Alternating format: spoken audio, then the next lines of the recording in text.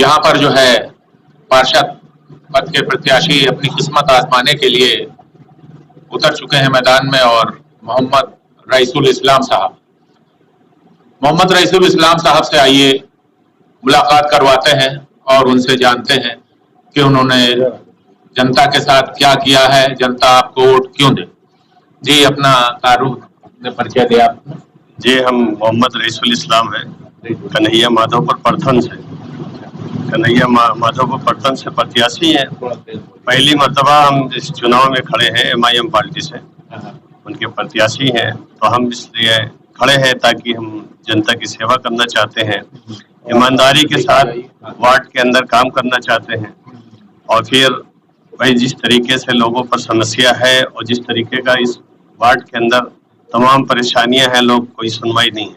अभी तक आपने पब्लिक के क्या समस्या हल की, कहाँ तक उनके साथ खड़े रहे? पब्लिक की यही है कि अभी जब से हम साथ में हैं तो लोग बताते हैं, तो जहां तक हो सकता है कि उनकी समस्या को हल करने की पूरी कोशिश करते हैं। और बाकी जब जनता हमारा साथ देगी आगे चल के, अगर मान लिया कि हम जीत गए तो इंशाल्लाह इनका काम करेंगे, और फिर इनको जो समस्या चल के आनी पड़ रही, बल्कि हम खुद चल के इनकी समस्या को जाके हल करेंगे। खुद हम इनके बीच में रहेंगे, क्योंकि यही आज प्रॉब्लम रहती है। लोग फोन करते हैं, लोग फोन भी नहीं उठाते हैं, फोन को स्विच ऑफ कर लेते हैं यहाँ तक के। और ये होना चाहिए कि अगर किसी को परेशानी हो तो वो अगर फोन करे तो उसके घर जाना चाहिए। जैसा कि आपने कहा मैं समाज सेवा में भी लगा रहता हूँ, तो कितनी समाज सेवा की है? कोरोना काल में क्या किया है आपने? कोरोना काल में भी यही, जैसे कि लोगों को राशन वगैरह का काम हमारे वार्ड के अंदर, हालांकि अंबरगंज वार्ड के अंदर, इधर वाले कई वार्डों के अंदर हम लोगों ने इस काम को किया है कि बहुत से लोग परेशान थे, उनको कुछ पैसे से इमदाद की गई है, कुछ जो राशन वगैरह से इमदाद की गई है। इस तरीके से हम लोगों ने किया। इलेक्शन जीतने के बाद, जीत गए मान लीजिए आप, तो क्या आप जनता के वादों पे खरे उतरेंगे? मैं तो देखा है बहुत लोग वादे करके फिर भूल जाते हैं, कोई झांकने तक नहीं आता। नहीं, इंशाल्लाह हमारी पार्टी का ये एक मिशन है। बैरिस्टर वैसी साहब, मैं खुद अपनी पार्टी में कोई भी पार्षद हो या विधायक हो जो भी जीतता है तो उसकी पूरी निगरानी रखते हैं कि कौन क्या कर रहा है। और हमारे अंदर भी ये एक अज़म है कि हम जो है कि जनता के बीच में काम करें, क्योंकि काम ही जो है दिखता है।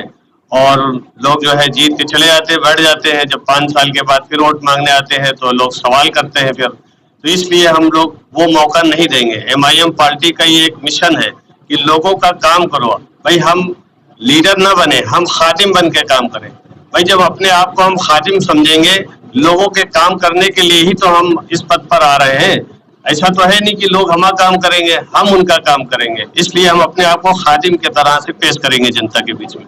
बहुत बहुत शुक्रिया। देखिए, ये थे रईसुल इस्लाम साहब जो कि अपनी बात रख रहे थे। और भी कुछ लोग यहाँ पर आए हुए हैं अपनी समस्या लेके, मैं उनसे जानना चाहता हूँ कि वो यहाँ क्यों आए हैं। और भी लोग थे जो अपनी समस्या लेके उनके पास जा सकते थे, मौजूदा पार्षद के पास जा सकते थे, मेयर के पास जा सकते थे। तो आइए मैं इनसे जानने की कोशिश करता हूँ। हाँ, नाम बताइए अपना। जी, मेरा नाम कीर्तन कुमार साबू है। मैं छत्तीसगढ़ का वासी निवासी हूँ, एक किसान का बेटा हूँ। यहाँ कब से रह रहे हो? यहाँ मैं बचपने से रह रहा हूँ जी। मेरी माँ यहाँ लेके आई है मुझे। मेरी माँ का देहांत हो चुका है पिछले 10 दिन पहले, जैसा कि मैंने आपको बताया। और मैं यहाँ कुछ ऐसी समस्याओं से परेशान हूँ जिसकी वजह से मेरा कोई भी काम नहीं हो पा रहा है। कैसी समस्या है? समस्या जैसे मेरे 2-3 बच्चे हैं। मेरे एक बेटी एक बेटा इंटर में पढ़ चुके हैं। पिछले सन 2000 में इंटर पास किया है, लेकिन पैसा न होने की वजह से उनका रिपोर्ट कार्ड और TC लखनऊ सिटी कॉलेज से नहीं दिया जा रहा है, जिसकी वजह से किसी दूसरे स्कूल में एडमिशन संभव नहीं हो पा रहा है। एडमिशन के लिए फॉर्म तो भरे गए थे, नाम भी आ गया है, लेकिन TC न मिलने की वजह से उनका एडमिशन रद्द हो गया है। आपने आवाज नहीं उठाई, आला अधिकारियों से अपनी बात रखी? मैंने अभी तक किसी से नहीं कहा। मुझे विश्वास है कि जनाब सांसद बैरिस्टर असदुद्दीन ओवैसी साहब मेरे लिए कुछ कर पाएंगे। मैंने कुछ दिन पहले, मैं हालांकि बचपने से यहाँ रह रहा हूँ, लेकिन सरकार ने मुझे अभी तक पानी अपने नल से नहीं पिलाया है। मैंने हमेशा खरीद के पानी पिया है। मैंने अपने खरीद के पानी पिया है मतलब नहीं समझे, क्योंकि जगह जगह आजकल तो पार्षद लोग टंकियां लगवाए हैं। जी नहीं, मेरे मोहल्ले में अभी तक एक भी टंकी नहीं लगा है और एक भी खंबा नहीं है, अंधेरा पड़ा रहता है। और नल तो लग गया है लेकिन जल की आपूर्ति उसमें नहीं होती है, जल नहीं आता है। कौन सा नल लगा है? नल सरकारी नल लगा हुआ है, पिछले 3 साल से सरकारी नल लगा हुआ है। हैंड पाइप नहीं है, समरसेबल भी नहीं है। घर में जो सप्लाई वाला नल लगा रहता है वो लग चुका है लेकिन पानी अभी तक नहीं आया है।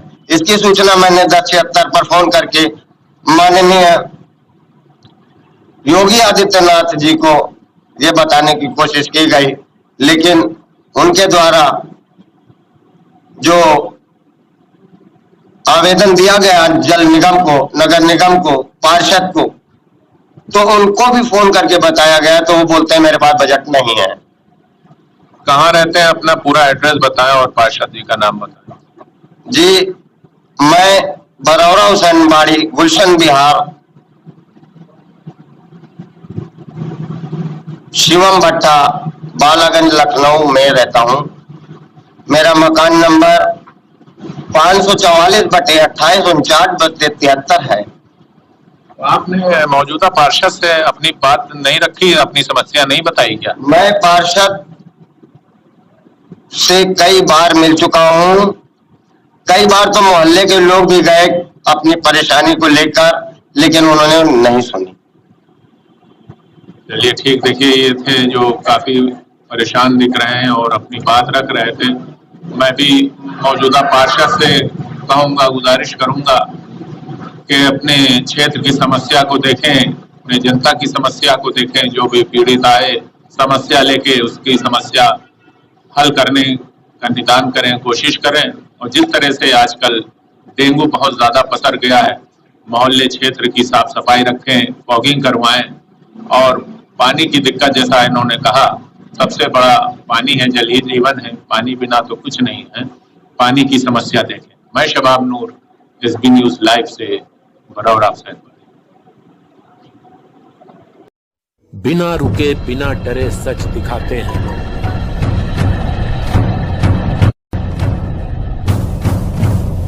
सच का जज्बा लिए आगे बढ़ते हैं हम।